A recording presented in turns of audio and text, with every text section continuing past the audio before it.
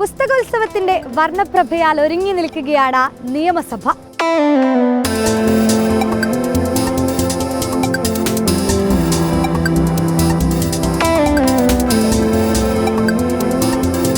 നിയമസഭ ഇടയ്ക്ക് വിസിറ്റ് ചെയ്യാറുണ്ട്, പക്ഷേ ലൈറ്റ്സ് വെച്ച് കാണുമ്പോഴാണ് ഒന്നും കൂടി ബ്യൂട്ടിഫുൾ ആയിട്ട് തോന്നുന്നത്.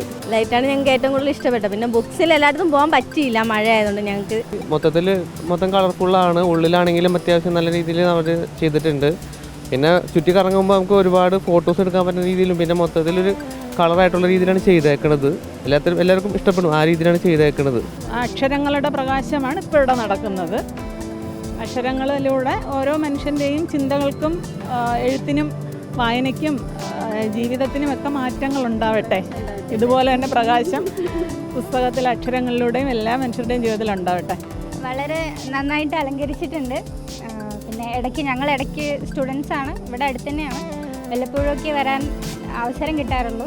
നന്നായിട്ട് അലങ്കരിച്ചിട്ടുണ്ട്. ലൈറ്റ് സ്പോട്ട്സ് ഒക്കെ അത്യാവശ്യം നല്ല സെൽഫി പോയിന്റ് ആയിട്ടൊക്കെ ഉള്ളതുകൊണ്ട് കൂടുതൽ പേരെയൊക്കെ ആകർഷിക്കാനും സെൽഫി പോയിന്റ്സ് ആയിട്ട് തന്നെ നന്നായിട്ട് ചെയ്തിട്ടൊക്കെ ഉണ്ട്. നല്ല രസമുണ്ട്, നല്ല ഭംഗിയുണ്ട് കാണാൻ. ഈ ഒരുപാട് പുസ്തകങ്ങൾ പരിചയപ്പെടാനും ഡിസ്കൗണ്ടിലൊക്കെ ഒരുപാട് ബുക്കുകൾ കിട്ടുന്നുണ്ട്. നമ്മൾ തിരക്കി നടന്നാൽ കിട്ടാത്ത ഒരുപാട് ബുക്കുകൾ ശേഖരം തന്നെ ഇവിടെ ഉണ്ട്. ഞങ്ങൾ കുറേ കളക്ട് ചെയ്യുകയും ചെയ്തു. ലൈറ്റൊക്കെ കണ്ടിട്ട് എന്ത് തോന്നുന്നെന്ന്